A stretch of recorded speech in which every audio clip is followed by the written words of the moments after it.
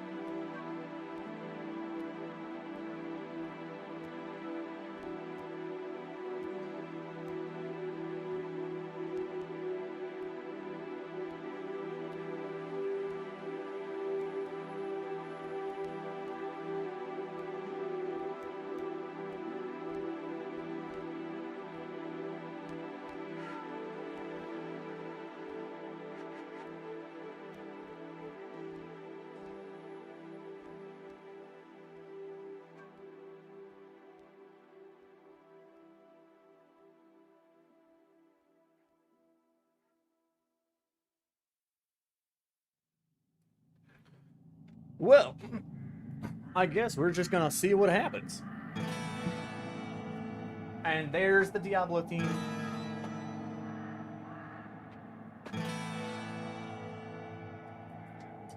All of the potential in the world to make this game fucking insane. And then they do this. Why are they adding a trap beat to a classic? Why do they do things?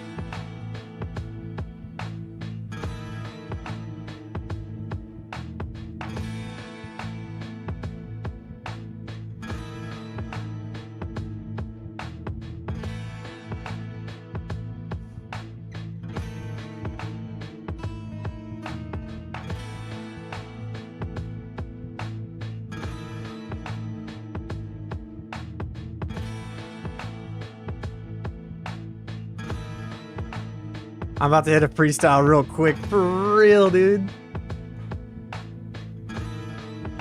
I mean, like, it's a cool rap beat. I'll give it credit where credit's cool, due, but I don't know. This is such a classic song. And I don't know, I always feel dirty when they modify it, that's all. There's some things I'm open to change about. I don't know if this is one of them.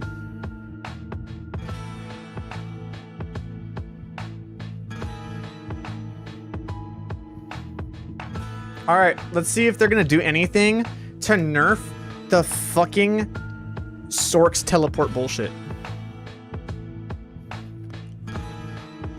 The fact that Sork is as dominant as it is because the teleport enhancement needs to stop.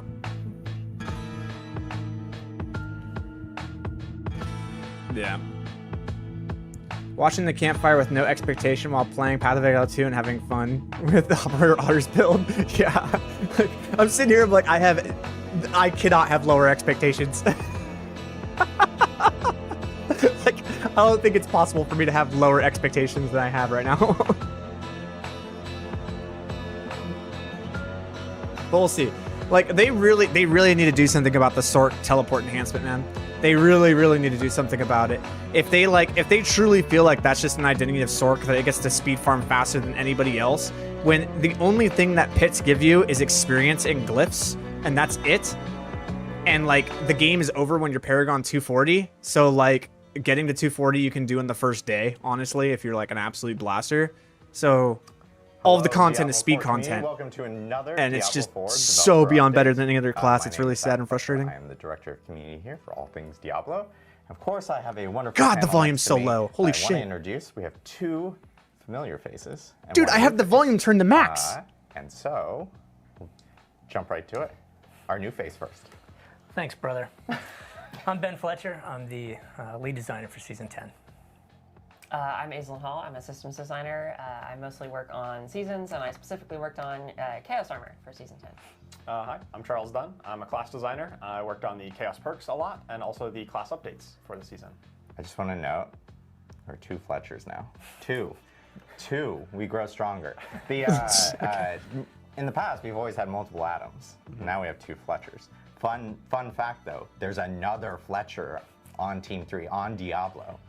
And one day we're going to have all three of us on the stream, and we're just going to be incredible. Anybody else having a hard time hearing this shit? Unstoppable. But anyways, so we haven't actually talked in a while. We haven't had a stream in a little bit. We actually did have a little bit of a pause. We're going into a new cadence where we're going to do these streams now at the start of the season. And then our PTRs are going to be focused more around like the notes, the blog, and then of course the Sanctuary sit down that happens across Discord. But we're back. We have a little bit of a new format. We'll jump into it in a quick second. But Guys, I do want to note that we do actually have a Twitch drop. My volume is maxed now on the channel. So the volume is maxed. The volume is maxed on my stream. Or if you're watching on any co-streaming partner or anyone who's streaming I don't know what to do with my Diablo hands. for at this very second. For the next 30 minutes, or if you watch for 30 minutes, you will actually unlock the bow. For the next couple hours, this will be available for people to actually. Does anybody else find it really fun that whenever a Diablo 4 developer update starts, everyone just starts immediately shit-talking it as hard as possible in the beginning? Like, we all hope for the best for the game, but it's just like, it's become this new format. As I mentioned, we did habit now take to a shit little talk bit the of a game. pause to kind of rejigger some stuff behind the scenes. It's like And, tradition now. We know we got a lot of feedback from the community talking about how sometimes, we can get in a little bit of our own napkin math. We talk a little bit, we get into the weeds, and it comes across as a little hard to understand on some of the features that are coming in the season. So we have a little bit of a pre-recorded video here that Ben and Charles narrate, and they're going to talk a little bit more about season. So did they finally learn that Path of Exile with Jonathan doing the pre-recorded video about all of the content and actually doing it with like a script and it being very easy to understand and professional, and then jumping into the live and asking people's questions was actually the best way to do this? Dude, they're learning. They're adapting. Oh boy. Season 10 and all the class items that are related to Season 10. So let's take it away and check out Season 10. What is life without meaning, Wanderer? It is chaos. I'm Ben Fletcher, lead seasons designer, and I'm excited to share some details about the new season with you. The Infernal Hordes are hotter than ever because we're dialing up the intensity on this mode. We've done a significant rework of the Infernal offerings presented between each wave.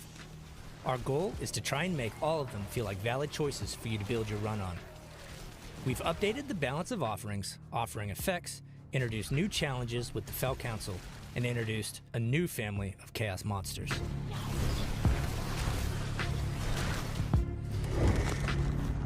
Within Infernal Hordes, you'll occasionally be presented with a Chaos offering as a fourth option, which will activate a Chaos wave.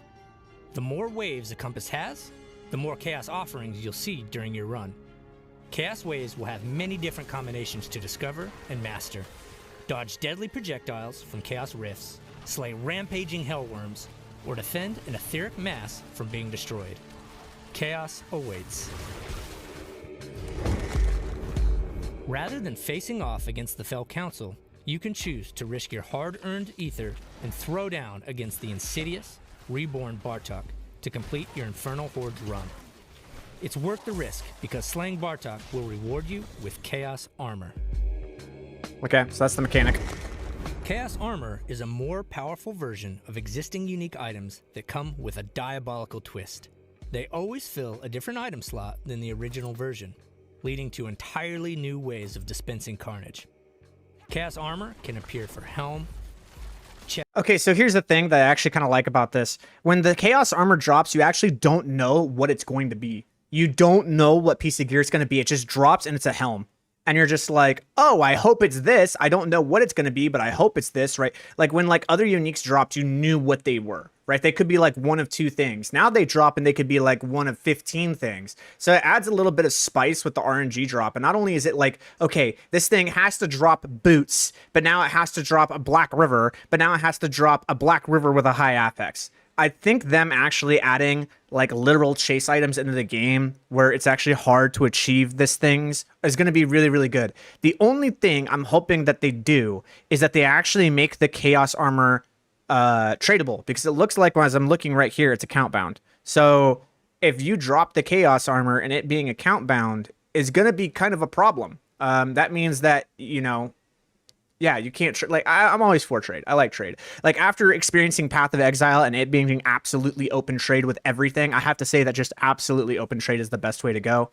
So I don't know, but we'll see what happens.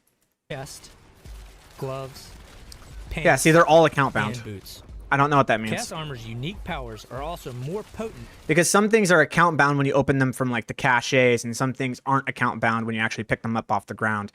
So it'll be interesting to find out if like these things actually are account bound Than their normal counterpart. They always roll at maximum power, and they always have at least one greater affix. Okay, I'm sorry, wait. Say that they always roll maximum power? So, god damn it. Armor's unique powers, gloves, pants, and boots. Chaos Armor's unique powers are also more potent than their normal counterpart. They always roll at maximum power, and they always have at least one greater affix.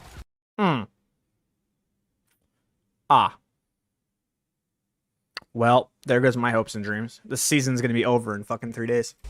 For release, there will be a list of generic Chaos Armor available to all classes, as well as class-specific pieces for players to choose from. Chaos Rifts are one-way portals from hell that spew demons and environmental hazards into the world. Seal them to stop the demon infestation and earn seasonal reputation and currency. Okay, so that's just They the seasonal also mechanic. feature a variety of other rewards like bonus XP, gems, and even Chaos Armor in Torment difficulties. You'll find Chaos Rifts. Well, I mean, okay, it makes sense that they're untradeable when they're always dropping at max value, right? Like that actually kind of makes sense. If the Chaos Armor is always going to drop at maximum value, it makes sense that they're not tradable. and Helltides throughout Sanctuary. Closing these rifts will sometimes award you a Nightmare Dungeon sigil with the Chaos Rift affix. Oh. These Nightmare Dungeons are packed with Chaos Rifts and Chaos Monsters for you to destroy, and you may even come across a Fleeting Compass. Fleeting Compasses activate a new pre-torment version of Infernal Hordes called Fleeting Hordes that adds some spice to your character leveling journey. Oh, Fleeting that's Hordes, nice. You'll slay your way through 4 offering waves and face off against 2 members of the Fell Council for a big... Yeah, so Infernal Hordes actually gives a lot of XP. This is going to be the mechanic, man. This is going to be the mechanic. This is how we're going to level up. Like, yeah, this is how we're going to get to level 100, man. Or 60, I should say. Sorry. This is how we're going to get to level 60 and get our Paragons, bro. For sure, for sure. boost of experience and rewards. Chaos perks change how your skills function and enable you to create devastating combinations. Chaos perks come in rarities of magic, rare, legendary, and unique. You'll be able to equip 1 unique perk along with 3 more of any other type. Okay, same thing Each that they've class usually done, but it's not has broken. It's access good. to It's a good 16 system. Perks, 4 of each rarity, and 4 class-specific perks. Now for our class updates. Charles Dunn here. I'm a class designer here to showcase some exciting updates in the season of Infernal Chaos. Oh, Necromancer's first. Cool. Necromancers will have access to one of the most crazy and transformational chaos perks, Alter the Balance, which swaps the role of your core and ultimate skills. Your core skills sorry, with what? balance. Your core skills are now empowered as ultimate skills, cost no essence but have a 20-second cooldown. And your ultimate skills are now altered to be core skills and have no cooldown but cost 50 essence. Oh.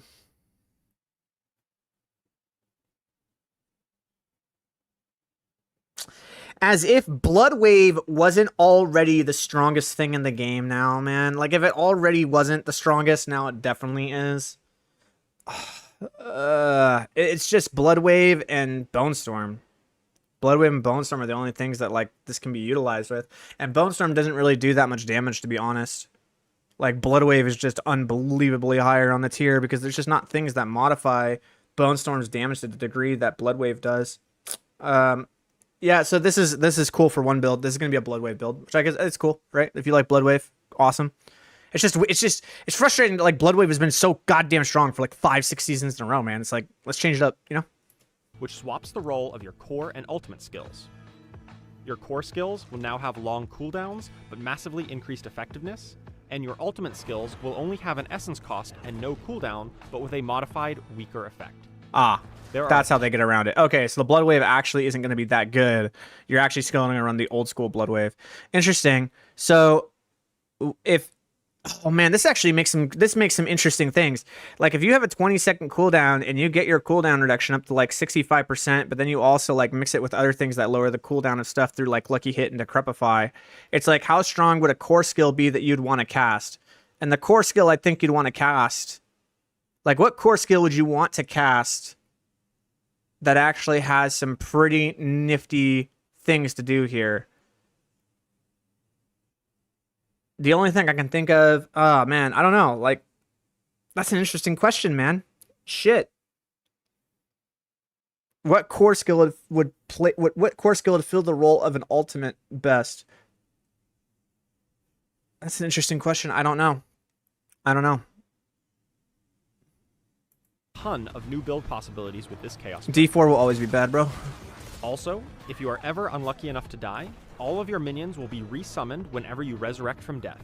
That's nice. No longer That's really will you nice. have to spend a bunch of time finding corpses to resummon your army. You can get right back into the fray. Yeah, thank God.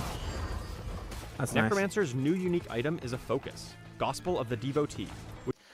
All right, let's see here. Your basic skills are empowered. Damaging an enemy with a basic skill causes them to take 40% increased damage from your other basic skills. Oh man. Bucking dude, the Bone Spirit Bone Splinter build is gonna be wild. The fact that the Bone Splinter is now a pierce enemy. Dude, K is gonna have the time of his life. K is gonna lose his mind, dude. This is like his baby. This is his bread and butter, dude. He's gonna have the best time of his life with this build. I mean, shit, so would I. I mean, like, this looks really, really good for speed farming, man. Like, really, really, really good for speed farming. Because the Bone Splinters are now able to pierce.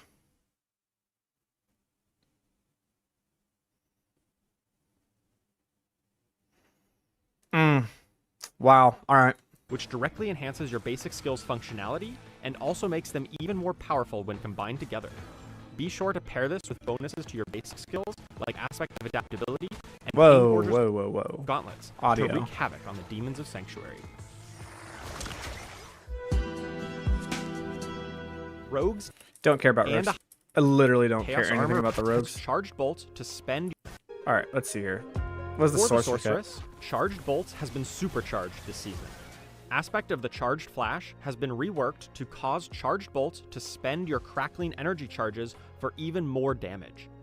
That does nothing. Aspect of piercing static now causes your charged bolts to spawn even more charged bolts to flood the screen with electricity.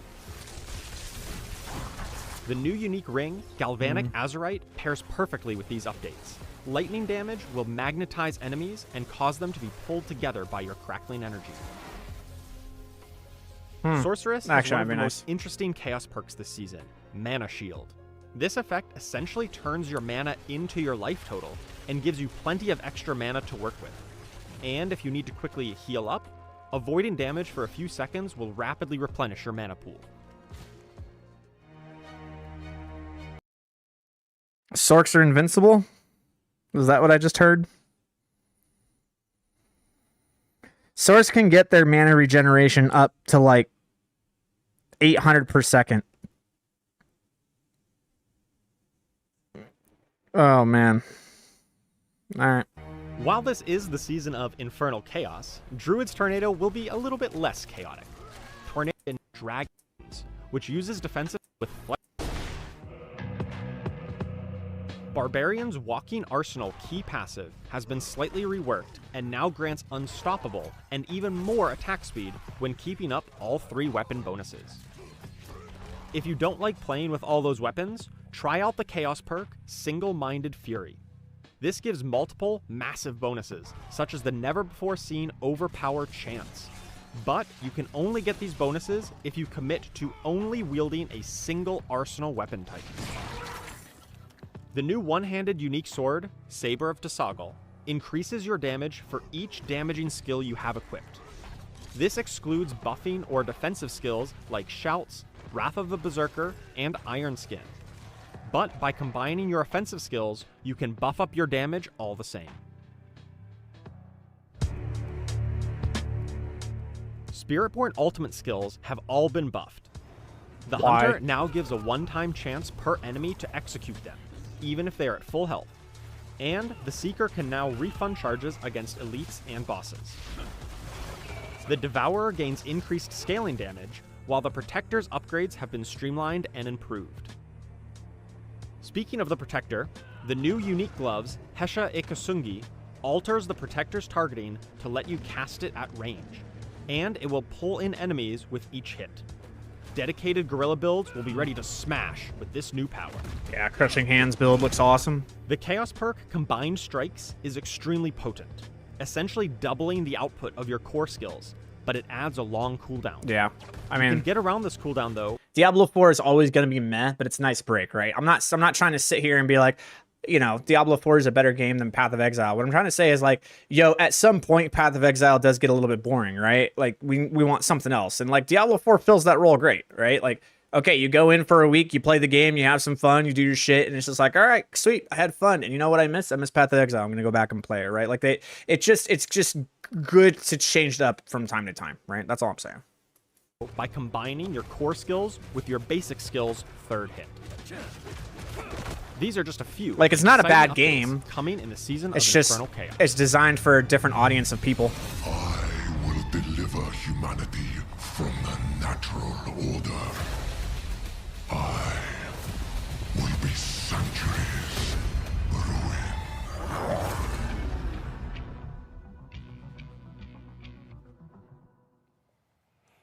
There we go. Quick recap of everything that's coming in season of Infernal Chaos, which is our 10th season for Diablo 4.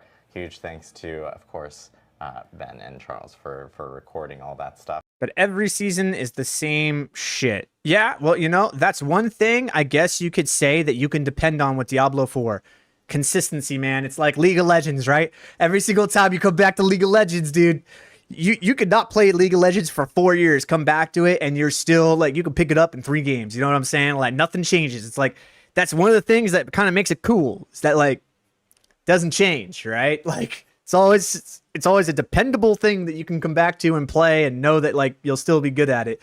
Path of Exile changes so goddamn rapidly. Like, even through the patch, it changes like 3 times dramatically, and then the patch comes out and it changes dramatically, and you're like, you're always like trying to play catch up with it, which is like cool if it's like your main game, right? So, you know, the fact that like, okay, I can take a break and go play a different game, but I can depend on the fact that like I know how to play the game and I can enjoy it the way that I want to, it can make it it's a pro rather than a con, right? You just have to kind of reframe how you look at the game.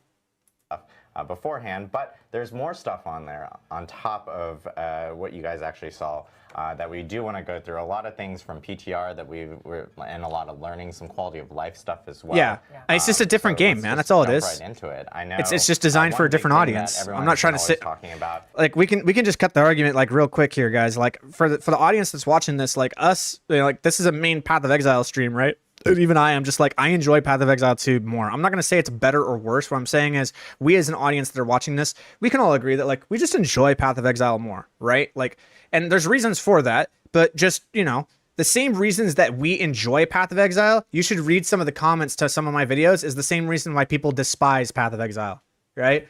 The fact that like we have these endless options and these endless build ideas and like all this cool stuff that we can do, that's one of the things that like makes it really, really appealing to us, right? That's also a thing that makes it very non-appealing for other people, right? The fact that like they actually have to play this game for hours and they have to put a lot of work into it to understand it rather than just like sit down and have a beer after they went to work, right? Like there's never a right or wrong or better or worse option in a general sense. It's just like what you prefer.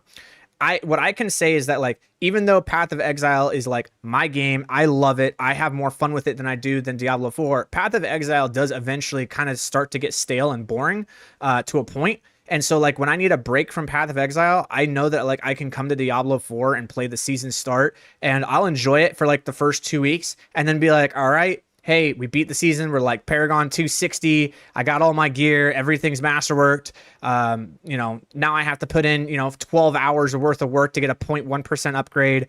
Not really worth it anymore. And then right when that moment happens, you know what fucking GGG does? They drop like their mid-season patch for Path of Exile that just like changes the whole game, and I can come back and play the new changes and see what new things that they're doing.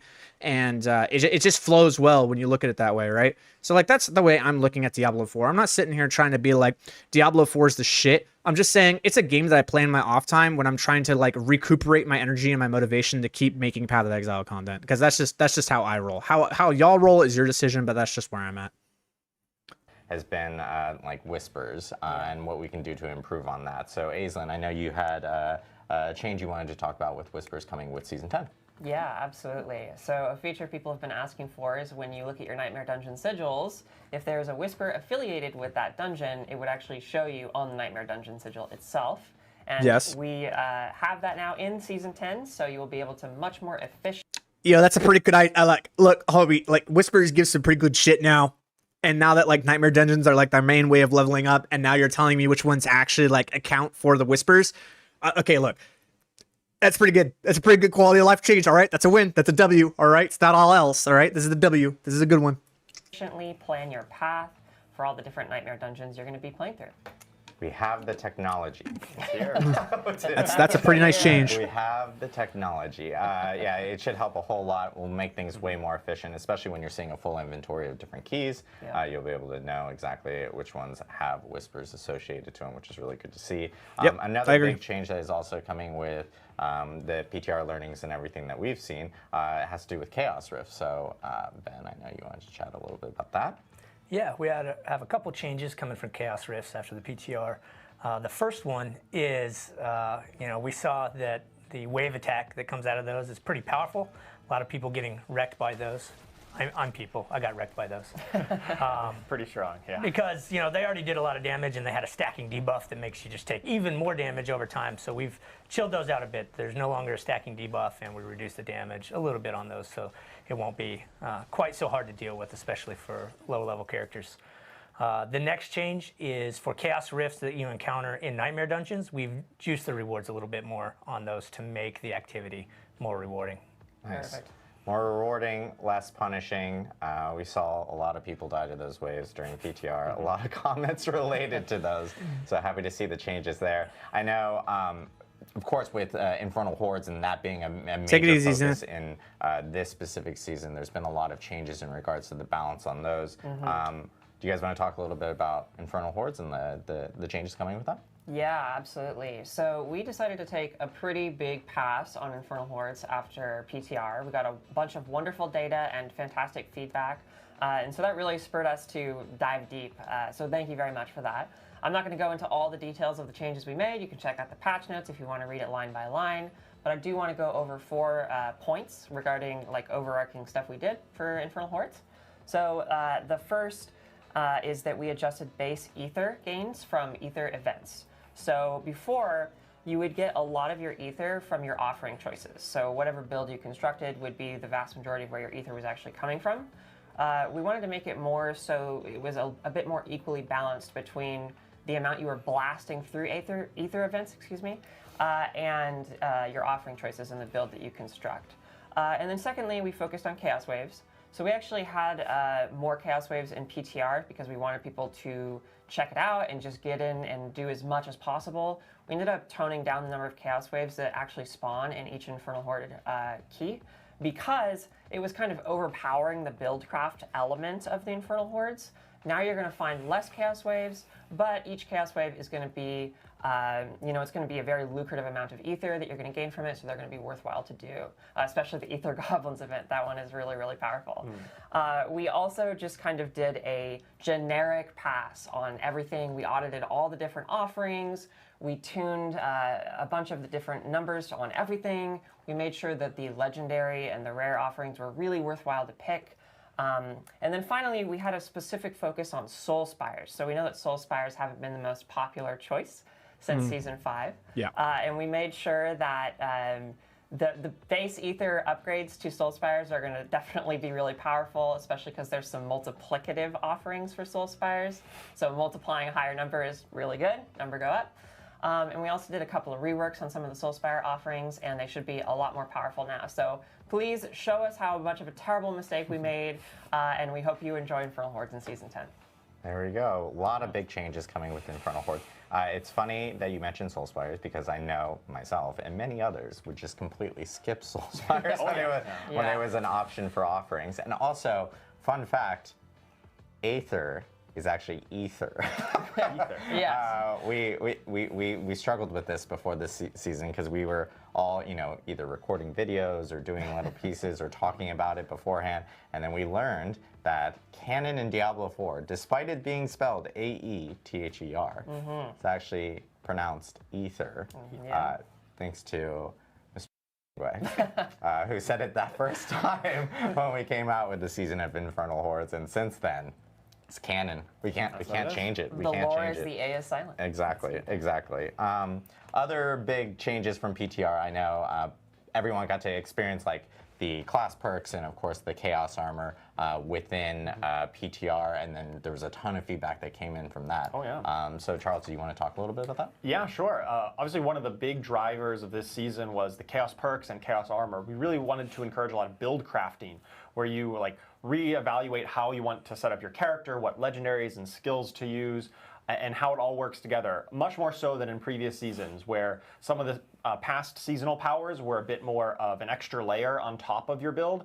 These seasonal mechanics, the Chaos Perks and Armor, really worked to change your build at a fundamental level. We got a lot of great notes on every class about builds that were working, builds that weren't, things that were a little too strong, a little too weak, because there's just so many interactions with all of these different Chaos Armor and Chaos Perks together.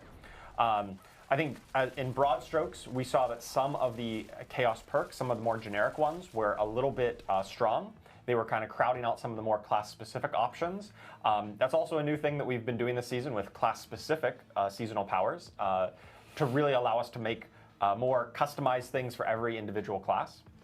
So we took a pass to buff up a lot of the more class-specific ones rather than nerf down too many of the generic ones that were slightly overperforming. Of course, even on a class-by-class basis, we saw some, like the Druid, were doing extremely well. There was a number of issues with Druid on the PTR, which is one of the great reasons that we have PTR, is so that we can test them and get ahead of them before they go live and kind of ruin the actual season launch with being either bugged or ridiculously overpowered, like some of their effects were. So we brought some of those down on Druid to bring them back a little closer to the pack. But on the other side, we had some classes like Rogue that really felt like they were being left behind just raw numerically. There's so many different combinations of these perks and Chaos Armor that it's sometimes a little difficult to predict where everything is going to land. And Rogue landed a little bit lower than the average. So we've done a pass kind of across the board for some numeric buffs to Rogue, as well as some light design tweaks on some of their Chaos Perks to hopefully bring them back up to the pack and be more competitive across other classes. Yeah, I know PTR is always super helpful for us because it allows us to find these like really extreme cases where some classes really kind of like go out of bounds. Druid most definitely went out of bounds by quite a few pit tiers compared to other classes. So most definitely being brought back with the rest of the group, and of course Rogue also getting buffed up as well, which is great to see. So yeah, great feedback from players during PTR. Always important for people to jump in during PTR. We also have some additional stuff that we're going to talk about that has been really covered off, which is some armor related pieces. Aislinn, do you want to talk a little bit more about some of this new armor? Yeah. So we've seen that everyone's really excited about Chaos Armor, and that is wonderful to see. And we got a ton of feedback about different items that people would like to see as Chaos Armor. And so we kind of collated all of that and thought about it, and we were like, well, here's like one class that we would love to add a piece of Chaos Armor to, another one, and then we were like, well, let's just add another one to each class. So we've added one more piece of Chaos Armor for each different class, and we just wanted to talk through it really quick about our choices and a little bit about what makes them special and cool. So Barbarian's going to be getting Ramaladni's Magnum Opus. It's a one-handed sword. It's kind of a more generic. It fits into a lot of different builds. It's kind of focused on Big Fury, which is cool because if you get it as Necromancer gets Blood Lance, as Chaos Armor, you can kind of slot it into a bunch of different stuff, which is super fun. Druid's getting Dolmen Stone, which causes your boulders to spin around you, orbit around you, so you're going to be able to do some fun Chaos Armory stuff with that. Necromancer's getting Mutilator Plate as Chaos Armor, and that involves Blood Lance, so Blood Lance is going to be quite glorious in Season 10 if you can find yourself a Mutilator Plate on your boots or whatnot. It will not, but that's okay. Is going to be getting the Scoundrel's Kiss, and that's one that causes your rapid fire to lob. And it's a ring, so it's nice to be able to move that to your armor slot and make your rapid fire stronger. Esu's Heirloom is going to be for Sorcerer. That one is, once again, kind of a more generic one, and you're going to be able to move it off your boot slot, so you might be able to put something else in your boot slot, which is kind of neat. And then Spiritborn is getting Sunbird's Gorget, I believe. Yeah, so no one's really getting like game-changing. And that one is about like Firestorm Feathers, which is nice. And it's No also one's no one's really getting something that's like, holy crap, that's so powerful. Because it retains the resist all bonus that amulets inherently get. No, but everyone's put it on. Everyone's getting armor, equally which is, boned like, on this one. Amazing. So that one's going to be super solid too. Yeah, looking forward to seeing like all the additional build possibilities now because we're adding additional Chaos Armor, so it's going to Well, it's one of those situations, unfortunately, Adam, where it's like all these options, but none of them matter. You're running into the Destiny problem where it's like we have all these builds and all these things that we can do, but none of them matter because we keep multiplying numbers by such degrees that like 2 builds are better than the other builds by like a factor of 20. So it makes it a really hard argument to have when you're just like, look at all these builds you could do, and none of them matter. It's unfortunate, man. But you know, we'll see what happens with the patch notes. Really cool Maybe they actually beyond what flip flop people some did things. during PTR and what they got to experiment with. So awesome to see some changes there. And It's like in Path of Exile. It's like, look at all these builds, and it's like actually it's just lightning. You know, like how many lightning builds do we have, dude, compared to fire and cold and chaos and poison and ignite and oh man. probably the biggest point of feedback that we've gotten throughout last season was most definitely around boss immunity phases. And Ben, do you want to talk a little bit about some changes that are coming related to that? And we also got, because some people experienced a little bit of that in PTR, but then they gave us more feedback based off of stuff that was coming in Season 10. So do you want to give a quick update? Yeah, so definitely had a ton of positive feedback on the boss immunity phase changes that we put into the PTR and that are being carried forward into Season 10. If you're not familiar with what that is, basically we took the immunity phases from the layer bosses, and anytime they would have an immunity phase, we've replaced that with a shield that can take damage, that can be blasted down. So if you're powerful enough, you can still, just nuke the boss and continue on your way as you're grinding it out. But it still provides like a meaningful, significant challenge for less powerful characters. The thing that we did change coming out of PTR is we updated the Bartok fight at the end of Infernal Hordes to use the same style of shielding to bring that fight in line with our other layer bosses. Good. Yeah, I think people saw some of the changes come with the the other layer bosses in the PTR, and then Bartok was there. And then they're like, wait a minute, this one still has the old immunity phases. Yeah. PTR. Wait, some of these changes happen on, as we're implementing and everything, and so it was good for us to be able to hear what players, their reactions to it and how they actually, really appreciated that. Hey, if you're a blaster, you can just blast through the shields, and we know we have a ton of those within Diablo, and so now you won't be stuck behind a lot of these immunity phases that you had before with the layer bosses, while still having that little bit of an edge, that like elevation you have to gain to get blast through the actual shield. So a lot of quality of life stuff. There's actually going to be patch notes available immediately after the stream. We know we had the blog that came out about an hour and a half ago or so on Diablo4.com. That will be updated to include patch notes immediately after the stream, so you guys can actually check out all the changes, plus more things that we haven't actually covered off on this specific stream, so that, you can do all your theory crafting and everything, because this time you've got a week. Yeah. A week. A whole week? Normally, a whole week before we release like notes usually on Thursdays beforehand. So now you get a whole week to actually theory craft, which is cool to see. We do want to take some questions from Twitch chat. I'm also gonna address this. We always get people that ask like, hey, how come chat's disabled on other platforms and stuff like that? We only have so many moderators, so this makes it a lot easier for us to like funnel questions in. So if you have questions, jump over to Twitch chat. Happy to answer those. I know those are going to be spooling up here in a second, but we do want to kick off at least one question while we're waiting to grab additional questions from people, specifically around what was the inspiration behind Chaos Armor. We've gotten a lot of feedback since the PTR. All right. Well, okay. While they're doing their thing, answering questions, which usually are not very substantial. Yeah. They usually answer questions that are rather generic, and don't like really get to the nitty gritty of things. Yeah. Anyways, so what are my thoughts? I'm glad I kept expectations low. I'm not exactly like overwhelmed by the season. Chaos Armor allowing your pieces to switch is cool. Here is the issue. Where do you put the pieces? So for instance, like, let's think the Necromancer here, right? Like, let's just imagine that, like, I mean, I don't know exactly what Chaos Armor can be put where or not, but, it's like, okay, let's imagine you could put Hand of Nas as a Mage Necro on your boots, right? And it just goes, okay, so now what are you going to run in your gloves, right?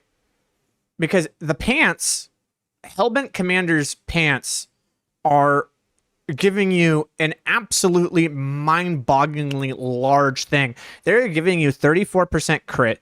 They're giving you a 50% damage multiplier on fucking pants, as well as they are also giving you ranks to Hellbent Commander. It's like, or sorry, Blood Moon Breaches, right? So like Blood Moon Breaches are giving you all of those stats. There's no Chaos Armor that is going to do that better. Let's say that you could put that on boots. Okay, Blood Moon Breaches, let's put on boots, right? Cool. All right, now what are we going to replace the pants with? And it's like, what pants could we replace that would do better than just running Occult Dominion in our boots? Occult Dominion allows us to have 50% more mages, which is a 50% damage multiplier on our boots. You know what I'm saying? It's like, all right, so if I'm going to put Blood Moon Breaches on my boots, which are already giving me movement speed and cooldown reduction for my evades and, you know, utility stuff, which I'm no longer going to be getting with Blood Moon Breaches because they are a unique piece of gear. What am I going to put in pants as a legendary piece of gear that is going to give me more value than legendary pants, or sorry, legendary boots with Occult Dominion? And the answer is nothing, right? Like nothing's going to give you that. So like the idea of Chaos Armor is cool. The problem is the execution of it. My worry is that there's not a lot of builds that are actually going to benefit from it. There's not a lot of builds that are actually going to be utilizing the system of Chaos Armor. And if they do, it's going to be like one piece. And the builds that do utilize it, it's only going to be like one or two builds. Most builds, like the pieces are set in a really, really good place. And I don't know where you would put something else. I just don't, because it's armor, right? So it's I don't know. It's like Ring of the Sacrilegious. That would be a cool one, right? Like you can now have Ring of the Sacrilegious on your boots. That's pretty nifty. This now allows you to, you know, run a ring option that gives quite a bit of damage, but now you lose quite a bit of mobility. I don't know how it's going to play out. I haven't seen them in action. I haven't played with it enough to know, like, okay, if the boots are going to be Ring of Sacrilegious, are the boots still going to be able to roll movement speed and things that are going to, like, actually modify how we move through the game? I don't know. So the system of Chaos Armor is neato, but the execution is kind of, like, a miss. If I was going to say what it needed to be was, instead of it being, like, Chaos Armor, what it needed to be was a Chaos Essence is what it needed to be. And this Essence, what it does is it replaces a unique affix perk with the one that's there, right? So like, for instance, Hand of Nas. Hand of Nas is really, really good because of the fact that it gives like the mages literally 100% damage multiplier. All right, I'm going to put that on my boots or my helm, right? And it's like, okay, now what could I run, you know, someplace else? Because if I put the affix of Hand of Nas into my boots, I can still maintain the passes that boots give me, being like intelligence and movement speed and the utility stuff and the tempers and stuff that boots give me. But like with Chaos Armor literally being boots and saying like, oh, these boots are now literally Hand of Nas, it's like, okay, well, Hand of Nas doesn't roll movement speed and Hand of Nas doesn't have tempers. So like you're putting stuff that's really valuable in my boots with gloves, and gloves legendary cannot roll anything that gives me movement speed. So like, how does this help me? Right? It needed to be something where we could replace the actual unique affix in a piece of gear with a chaotic essence, rather than replacing the entire piece of gear with another entire piece of gear. And I think that's where the miss was. I don't know how it's going to play out in live, but that's my concerns. So what are the wins then? It could open up more theory crafting in terms of like build diversity. Yeah. They're still doing the same thing, which they've always done, which is the whole like unique system being that You know, you have 4 powers. There's 1 main power, and there's 3 like minor powers and stuff like that. And you have the upgrades to the seasonal reputation. You gain the seasonal reputation through this mechanic, and then you have like this one activity is being empowered by the seasonal thing. Like, okay, that's all the same. They're not deviating from that, which isn't necessarily a bad thing. It means that like, okay, we know what the best thing to do is, so we can just kind of follow that roadmap, which is cool. But it's nothing necessarily different or new or exciting. It's just kind of like repainted, and something that like we can come back to that we know how to play.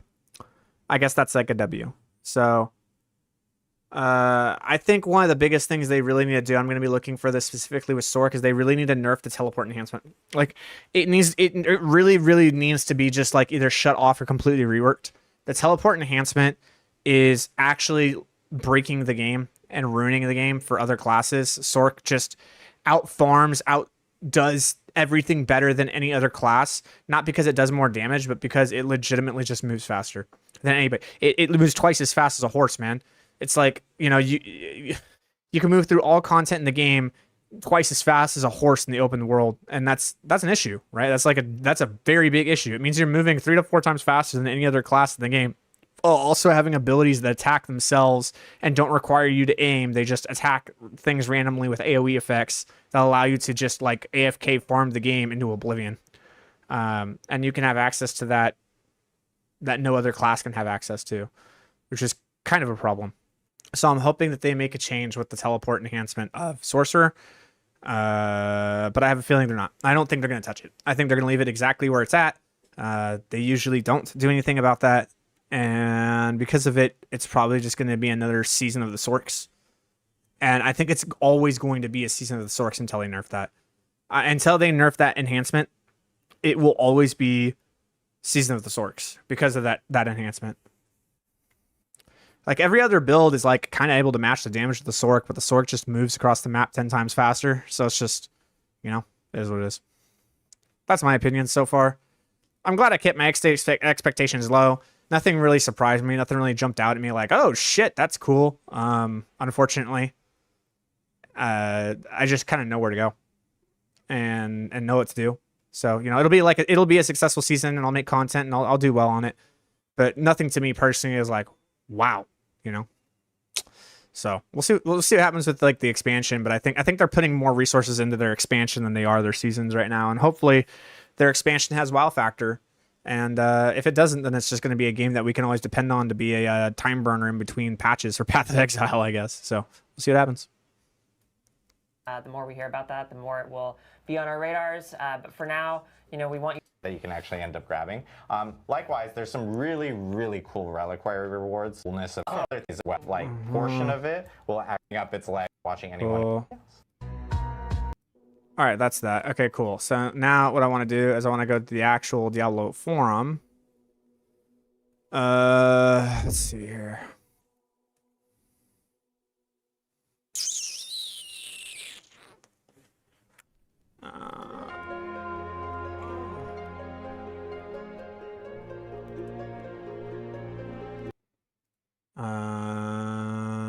View full article.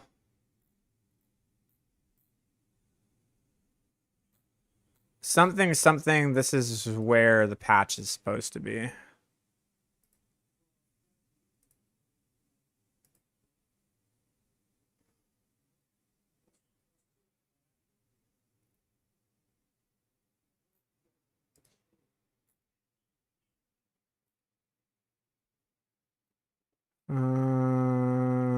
No, so this is not it.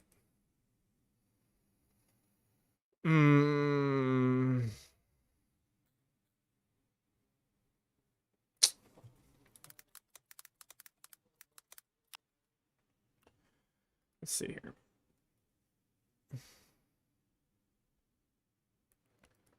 So I'm assuming it's going to be here.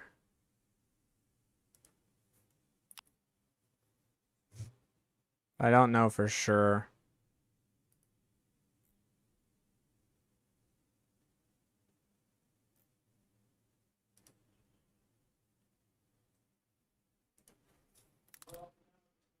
Rob usually has something. Let's see here. Hey, everybody. Oh, he's got the patch notes somehow, somewhere.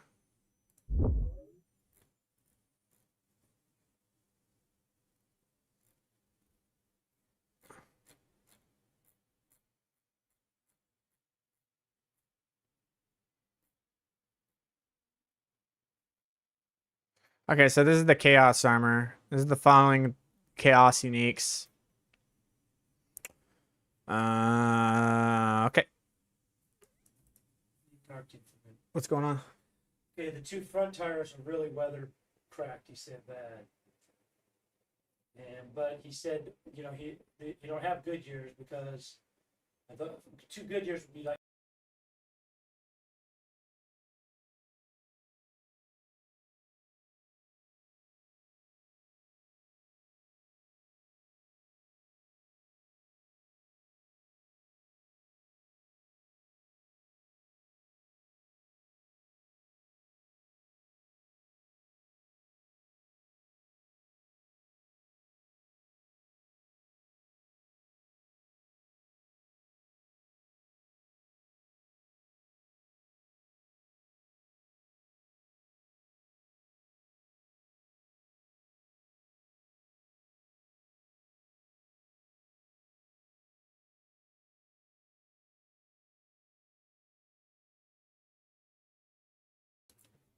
All right, let's see here. Necro. Okay, see, Black River, that's cool. Bloodless Scream has some, Bloodless Scream has some potential. Ebon Piercer has some potential. Ring of Mendeln has some potential. Hand of Nas, see, I was talking about that. Hand of Nas can have some potential. That'd be cool. Like, it would be kind of cool to have Hand of Nas on the helm. That'd be kind of cool. I ain't gonna lie. Like, having Hand of Nas on the helm would be pretty dope. But the problem is that we do need a lot of cooldown reduction to like be able to move as a necro. So like the Hand of Nas being on the helm would be really, really good. That would be a super, super powerful damage multiplier. And then that gives us access to like running something else in our hands that we could do. That would be really, really fun. So that'd be cool. You get the notes? Sweet. Let's see what we got here. Sure, I was born in fucking 1949. All right, let's see here. Yeah, that was added. KZ, okay, let's go over the chaos perks. I don't know what's going on here. Cooldown for reduction increased from 10 to 15. The cooldown is now affected by cooldown reduction. I don't know what this is. Okay, overpowered damage is modified by another more overpowered damage multiplier. We already knew like what, I don't know. We'll see what happens. Okay. Okay, let's see here. Necro. Alter the balance. Bone Storm. Duration reduced from 4 seconds to 2 seconds. Bone Storms are now capped at 10 active at once. See, this was something that, what was his name? Macro Bio Boy was messing with. So apparently we're just not allowed to have fun. Army of the Dead damage increased from 80% to 100%. Army of the Dead does 0 damage. So it's not even a 20% increase. It's this does nothing. It's a 1.8 to a 2, which is 0.2 over 1.8, which is like an 18-ish, 17% damage gain. So 17% damage of 0 is still 0. Your Skeleton Warriors now also use Reap during dealing damage in addition to the regular attacks. This was previously had a 5-second cooldown. Now, your Skeleton Warriors attacks have a 25% chance to use Reap dealing this damage instead of their regular attack. Okay. If it's okay, so let's say that you use the thing that's Altar of Balance, and I don't know if you can use both because I think these are like the 3 super powerful ones. But like, imagine you could use Alter the Balance that like turned your Reap. No, it didn't turn your Reap. It turned your core skills. So you'd have to do the thing that like increases your basic skill damage. And the thing that alters your basic skill damage can now be utilized by your minions because your minions are casting your basic skills. That'd be interesting. That'd be an interesting one. You can consume each corpse twice. Consuming a corpse creates a chaotic burst that deals shadow damage. You can consume each corpse twice. Consuming a corpse creates a chaos burst that deals shadow damage. Consuming 10 corpses grants you unstoppable for 10 seconds. So this is actually super, super, super, super, super, super, super, super crazy. Black, dude, Black River's got some play now, man. When you consume each corpse twice, so what you're really saying is that instead of 15 corpses, now you have 30 corpses. And Black River consuming 5 corpses at a time to increase the damage multiplicatively by 150% each time. The problem that we had with Black River is that when we were against the single target boss, we just didn't have the corpse reduction to deal damage to a single target boss, but we had a lot of damage to deal stuff throughout the rift. And even then, we still didn't have a lot of corpse reduction. So now that, like, okay, we're not making it so that we're increasing your corpse reduction, but we're making it so that every corpse that you have can now be consumed twice. I really think some corpse explosion builds are going to come out, man. I think so. I think there's going to be some really cool corpse explosion builds with this Defile the Dread thing. That's pretty cool. We'll have to see what happens with that.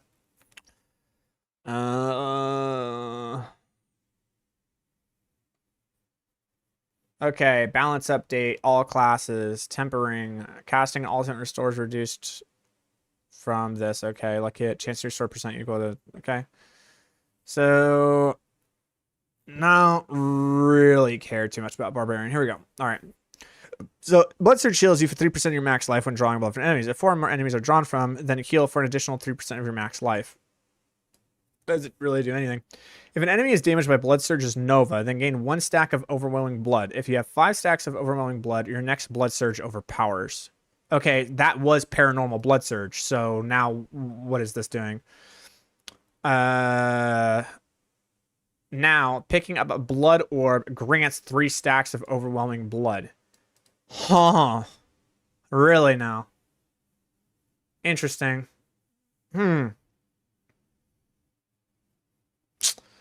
Huh.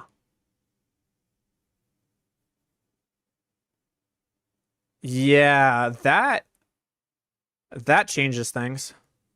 And if I don't know if your companion can pick up blood orbs, but if they can, like, how do we get the blood orbs? That's the next question. But like, against AoE, this is pretty crazy. I don't know what this does for single target though. For single target, it's still kind of poopy because it's doing better in AoE. Let's see here.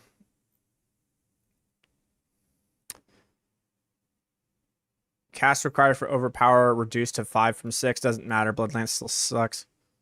Hungry Blood aspect. Damage increased from 40 to 80% to 60 to 100% of Bloodlance's normal damage. Still not enough. Damage bonus while fortified increased from 30% to 50%. Sort of getting there with all of these. Number of chain targets for Decompose increased from 2 to 4. That's pretty cool.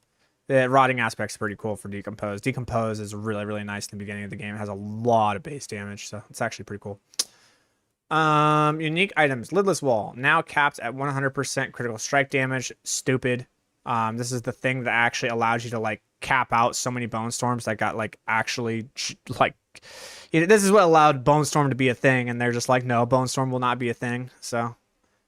damage bonus increased from 10 to 30% to 24%. Whatever. Cruor's Brace. Blood Surge's mini Nova damage increased from 2747 to 40 to 80% of weapon damage. Yes. Yeah, no, maybe. Huh. Alright. Are they gonna do anything at all to the teleport enhancement?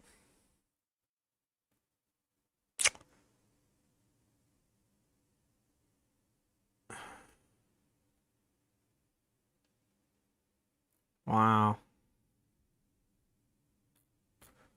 Okay. I don't care about this stuff. Bug fixes.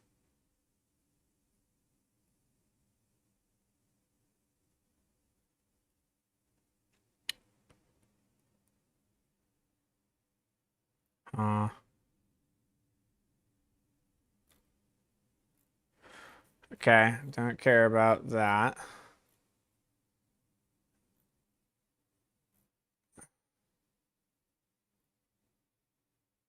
Okay.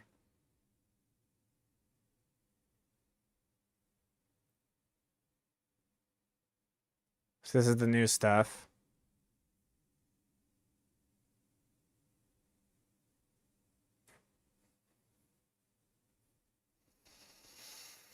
Hmm.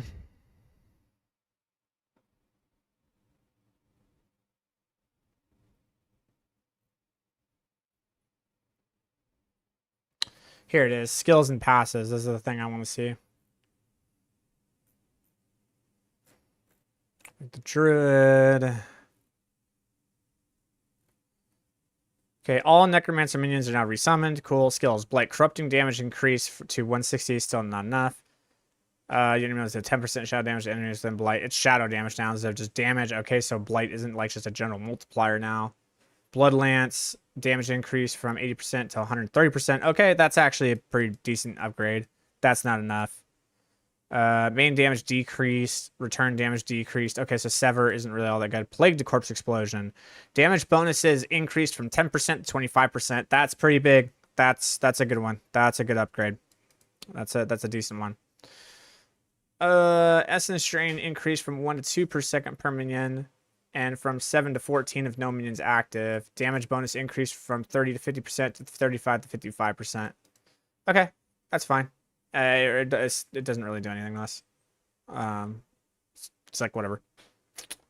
Wow, so they nerfed it.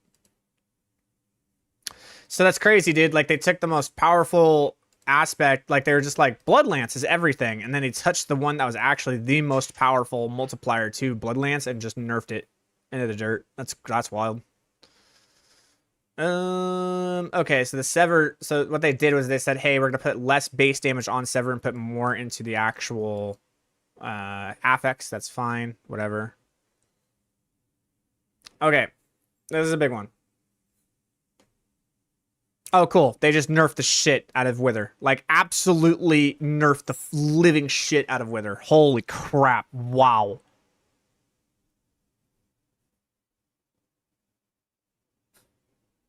Wow. They did not. They did not do that. What's the math on this?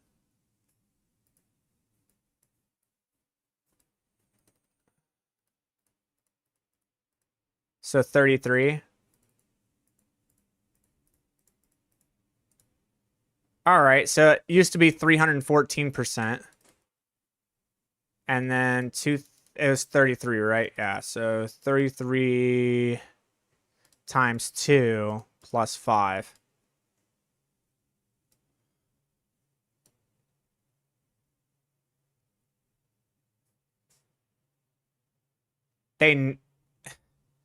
So your corrupting effects had a 5% chance. This effect is increased by 2%, and the bonus damage is increased by 6. Okay, by 2,000. If you take 2,000 and you divide it by 60, you can do it 33 times. So 33 multiplied by the 2% here, plus the 5%, is a 71%. So you had a 0.71% chance to then deal the damage that you were dealing, which was 314%, which was a 4.14 multiplier. So you had a 3.13 multiplier, okay? But now it's 0.2 times 4, which is just 0.8. It's just an 80% multiplier. So what's the damage loss? Holy crap, dude. This minus, what was it? I had the math up here. 3.13 divided by 3.13. Wow, dude. They nerfed Wither by a factor of 75 fucking percent? What the fuck is wrong with them? It wasn't even good.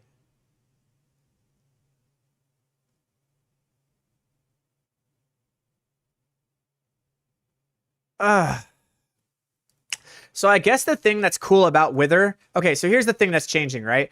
The thing about Wither was it only works with your corrupting effects, being that your shadow damage dots. Now, Wither works with all damage, right? And it working with all damage allows your shadow damage has a 20% chance to deal 300% increased damage. It's like literally all your shadow damage. Wait a minute, hold on, pause. Pause. This is actually fucking crazy for Shadow Blight. Shadow Blight and mages, dude. Shadow mages and Shadow Blight are going to go out of fucking control with Wither. Okay, so what they did is they said, we're nerfing dots, but we're buffing all the other shadow damage. Because this is just an 80% damage multiplier to shadow damage. Like, this node now just gives 80... Because, so shadow... This is kind of nice, because shadow builds didn't really have a 5th board. We were just kind of, like, looking for something, but, like, we never actually attached a 5th legendary. We would just look for, like, an extra slot. Now we actually have a 5th legendary board. Dude, okay, Shadow Mages is gonna go fucking wild, and so is Shadow Blight, and so is Shadow Blood Wave. Oh my god, Shadow builds are gonna go fucking insane. Even Shadow Bone Spirit. If you can get the Bone Splinters to deal shadow damage, because there's that thing that turns your Bone Spirit into shadow damage, you can make the Splinters shadow too. God damn. Fuck me. Holy crap. Wither is an 80% damage multiplier to all shadow damage? Fuck, dude. That is insane. That's a buff to all shadow builds by like 5 pit tiers. That's fucking wild, bro. Like, what? Damn. All right, Shadow Mages is gonna be fun. I'm looking forward to playing Shadow Mages again. I fucking love Shadow Mages.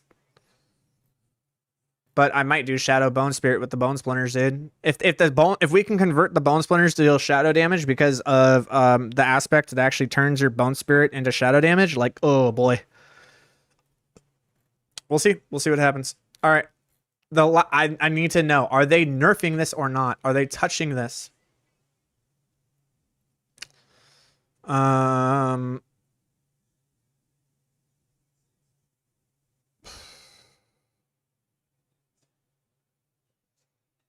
Okay.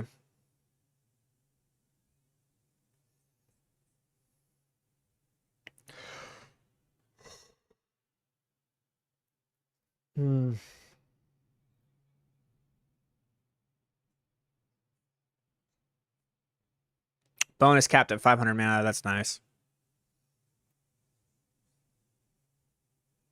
Nerfing the shit out of Serpentine. That's nice.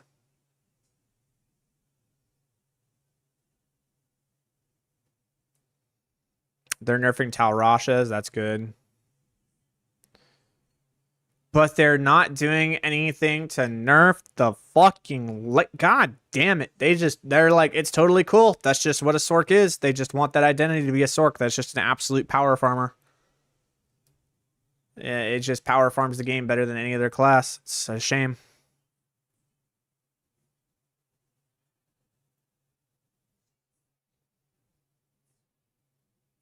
It's fine, but it's just kind of an annoyance, I guess. All right. Oh, here's some... This is actually incorrectly considered darkness skills. Aww. Come on. Come on. This was fine.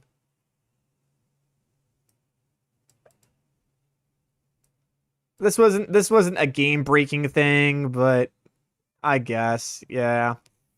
So like we were running what was it? There was something that like it made it so that your shadow skills did more damage, and shadow mages, their abilities were counted as a darkness skill, so it worked. I can't remember what it was.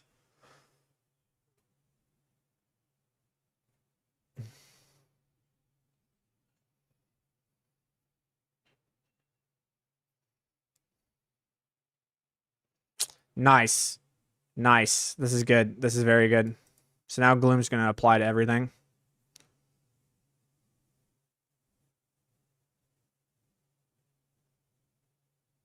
Oh, beautiful. So now we get even more ranks of Hellbent Commander. Super sick.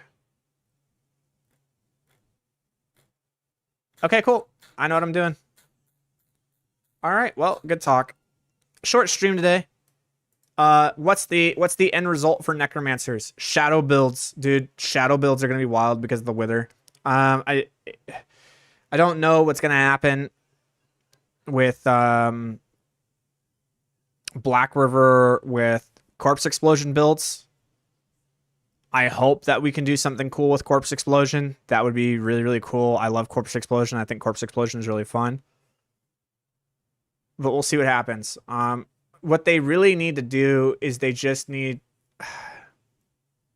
They lean so heavily into shadow damage just being the way that necromancers are just like emo sorks is what they are, man.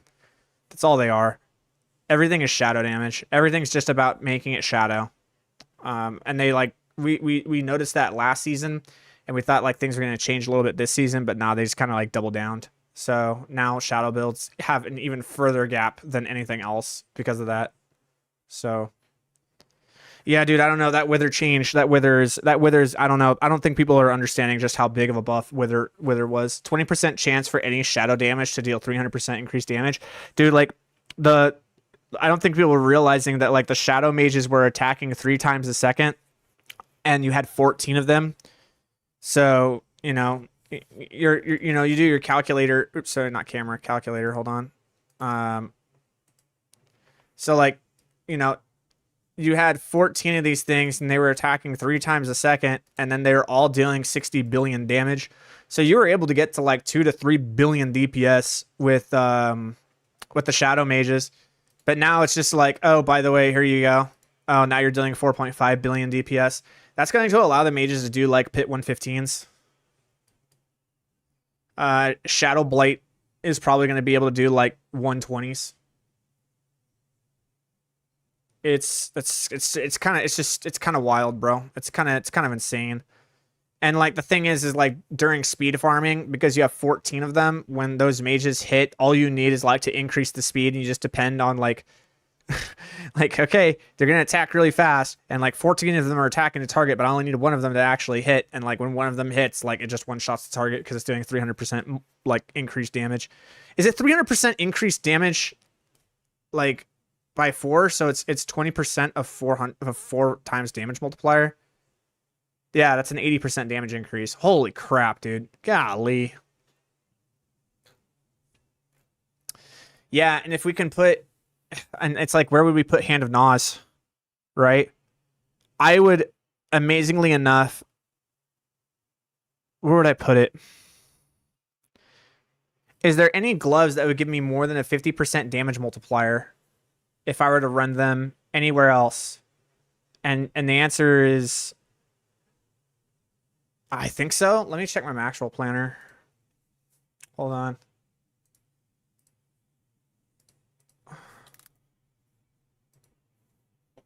Let me check my Rat Necro planner.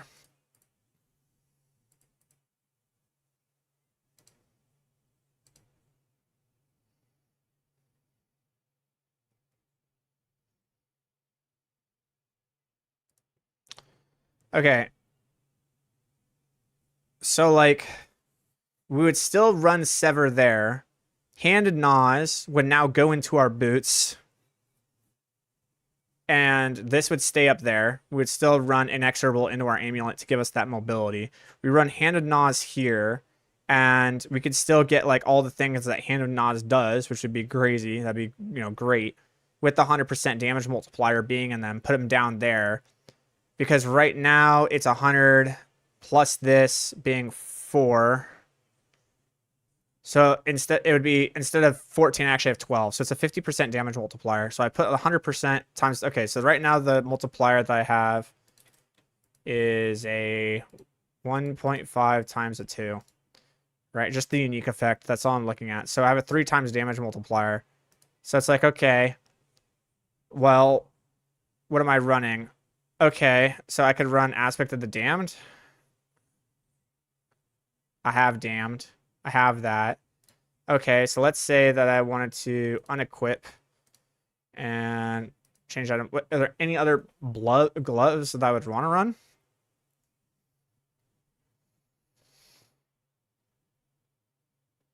Nah, dude. That's fucked up.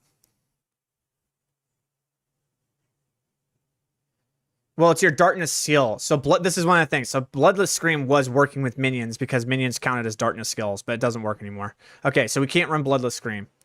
That would be broken. That'd be so broken.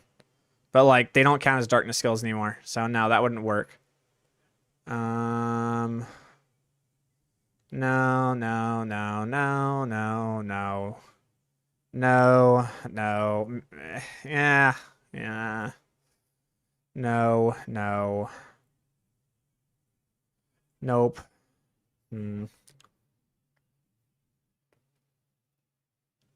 Oh my god, we can run Ringaman down.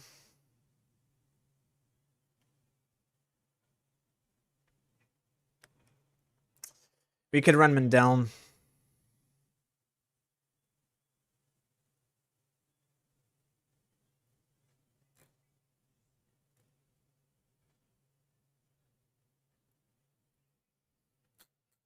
So Mendown could be an option. We could also just run base gloves, and then from here, is there anything that we would have to be an offensive? I don't know.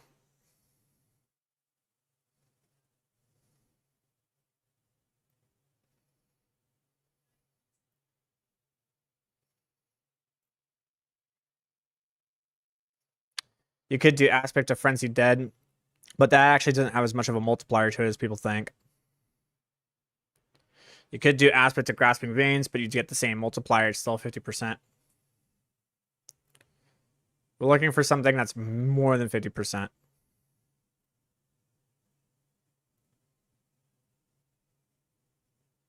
This would be 55%, but...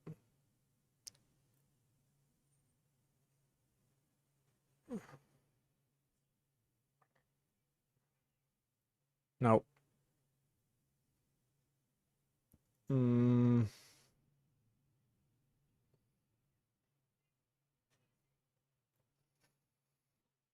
Ugh.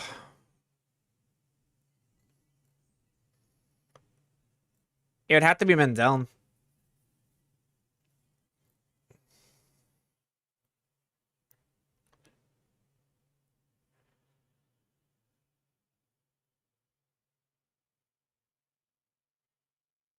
While Army of the Dead is active, your minions deal 110% increased summon damage. Huh. Is this better than Soul Rift? I don't think it is. Soul Rift does way too much good stuff.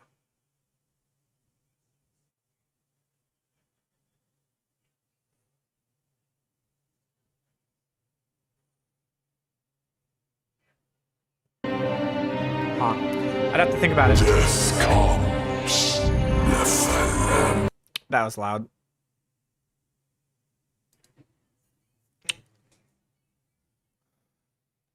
Yeah, this is interesting. I don't know exactly how it's going to work with the cooldown.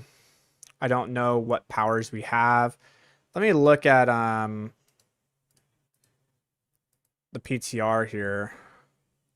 I want to look at the perks. For every 10% life you're missing, you deal damage. That's not going to do anything. Killing an enemy generates 2 stacks of chaos, and dealing direct damage to a boss generates 5 stacks of chaos. At 100 stacks, unleash a salvo of 9 chaotic bursts that each deal this damage of your highest damage type. Your chaotic bursts gain 20% critical strike and 50% increased damage. So which would be shadow damage.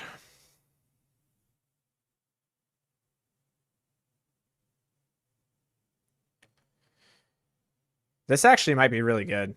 The chaotic burst. It's definitely going to be that.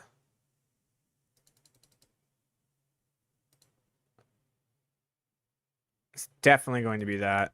Okay. It'll definitely be a chaotic burst. Now let's take a look at here. Casting a skill with a cooldown will randomly set its cooldown between 2 seconds and its base cooldown. You no longer benefit from cooldown reduction. Yeah, it's bad.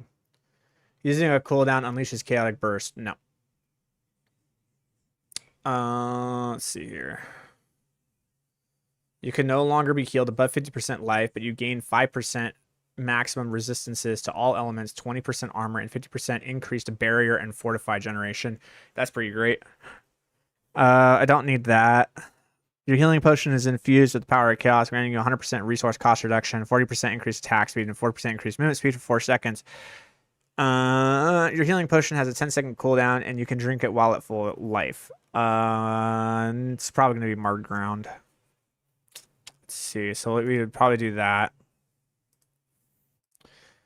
Anything else? Your damage over time effects have a chance equal to your critical strike chance to deal 50% increased damage. So that's how Wither is going to like balance itself out, I guess. Casting a Gone core skill empowers your next non-channel core skill. Doesn't do anything. Your core skills doesn't matter. Erupting Chaos. Chaotic Burst randomly erupt around you in combat, dealing damage. Your Chaotic Burst additionally deal 100% of their initial damage over 4 seconds. Isn't this what this is? This is a Chaotic Burst. So maybe. But this is randomly, right? This is like randomly erupts, and it's like not anything else. Every 5 seconds, your next basic skill generates stuff. And they can't. No. Your skeletal warriors now also use Reap. Nope. Accelerating Chaos. Damaging an enemy has up to a 10% chance to trigger a Chaotic Burst on an enemy, dealing damage. Your Chaotic Burst that hit an enemy reduce a random active cooldown. Yep, that's definitely for sure. Definitely going to be running that. Chaotic magic erupts from your basic skills, making them guaranteed to critically strike and overpower. 50% increased damage, but the power is unstable, giving them a 3-second cooldown. Gotcha. So it'd have to be Erupting Chaos. It would have to. So you're basically just playing into this like Chaotic Burst build.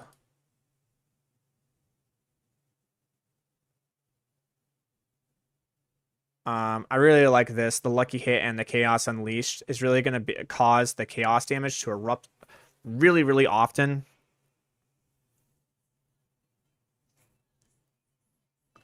I know it's not really interesting, but great job on your Stormwheel build. Also, I just dropped Delilah's Desire and I have been using it in place of Deliberation and Order Storms. I don't cast Arc. Nice. You're still going to cast Arc because it's on cast on critical, but nice.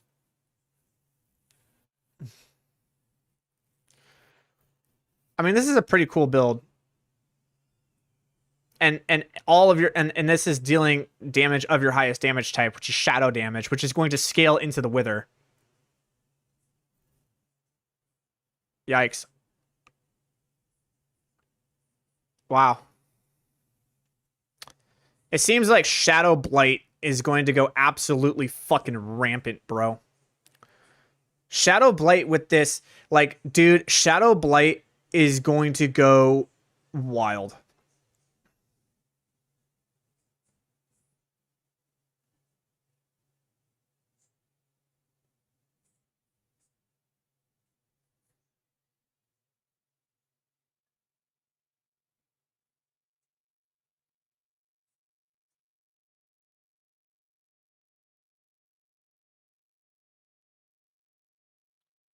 Dude, defile the dead. I mean, you don't even need defile the dead, man. It's just like goddamn, like Shadow Blight. The Shadow Blight build's gonna go fucking wild.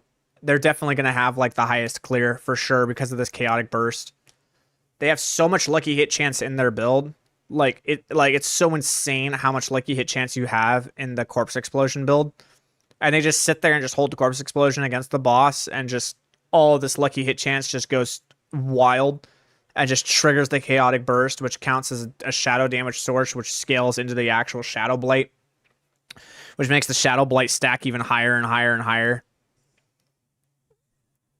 And it's proccing the Wither. It's, yeah.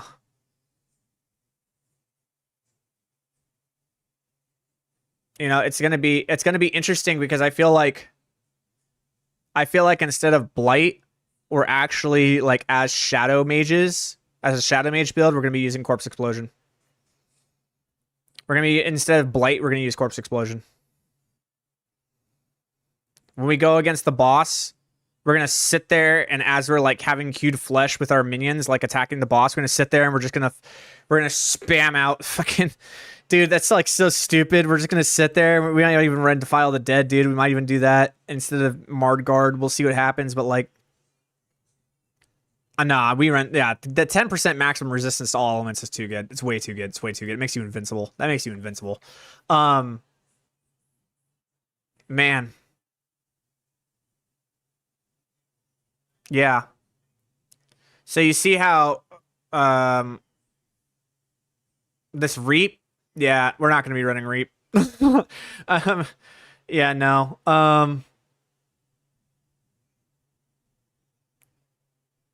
You might be running Reap for like speed builds, but like when it comes to pushing, it ain't going to be Reap. That's not going to be Reap. It's going to be fucking Corpse Explosion. And you're just going to sit there and you're just going to blast out Corpse Explosions on top of your minions doing what they're doing. And what's going to happen is the combination of your minions attacking as fast as they are with the attack speed that you have in combination with this is actually going to cause the Chaos Unleashed damage to be so fucking outrageous.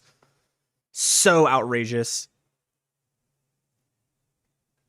The combination of accelerating Chaos with Chaos Unleashed is going to legitimately cause these chaotic bursts to just go absolutely fucking haywire.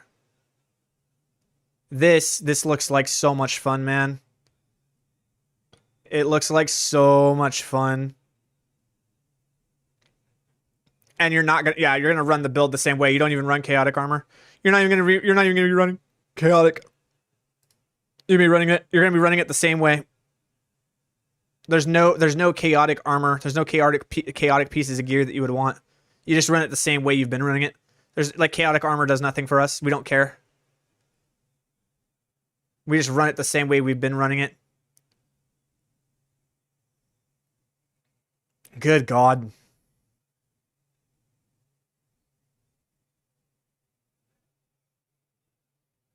That's so insane. All right. Well, time for me to go grocery shopping and stuff and take care of things. So I'm gonna go do that. I got plans and stuff I gotta take care of today. But yeah, I know exactly what I'm going for. Like, it's not gonna be the best build. Shadow Blight's definitely gonna be like the top keck build. It's definitely going to be the one that dominates. But like, for fuck's sake, dude, like Shadow Mages is looking hot. Holy shit. Shadow Mages with the new Wither and that at the same time. The fact that we have 14 mages, like imagine you have 14 mages that are attacking 3 times a second, bro, and they have the lucky hit chance that they do, and they're just going ape shit, bro. And oh my god. Oh my god, man. And it's that's look at this. You have the 88% chance for skeletal mages to attack twice. So they're attacking 3 times a second, but they actually have 88% chance to attack twice. So really it's like 5.5 times per second, but there's 14 of them, right? So if you have 14 of them that are attacking 5.5 times per second, you're dealing 77 instances of damage, shadow damage per second with just the mages. But then at the same time, you have the attack speed that you do with the corpse explosion, the blighted corpse explosion. And the blighted corpse explosion is also just sitting there on top of the boss and doing its shadow damage at the same time. And you have that many instances of shadow damage going off at the target at the same time. And you're just like playing into the fucking chaotic burst and letting chaotic burst go fucking rampant with the damage multipliers that you have for your mages that you're not sacrificing at all. You're keeping all of the fucking multipliers that you had before the exact same, but you're able to go fucking ape shit now. This is gonna be fun. It's gonna be a lot of fun. I'm looking forward to this. This looks pretty hot. Where do you suggest I socket Diala's design? Hold on. I have to go look at that. I have to remember exactly what it does. Hold on. Let's see. +1 to level of supported skill gems. 10% quality of supported skill gems. Where would I put that? Because if you do that, where would I socket Diala's? I would probably put it in Mana Tempest, man.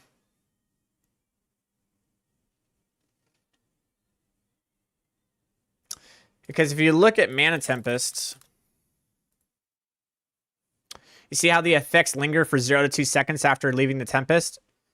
That's what the effects of quality does. Now it's going to be 4 seconds. So you cast your Tempest and you leave your Tempest. You can cast your Tempest and immediately leave it, and for 4 seconds you'll have all of the effects of Tempest.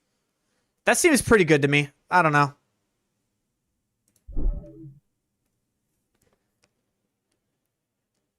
All right, guys. Have yourselves a wonderful day. And we'll see what happens. Thanks for watching. Have a good one. Bye.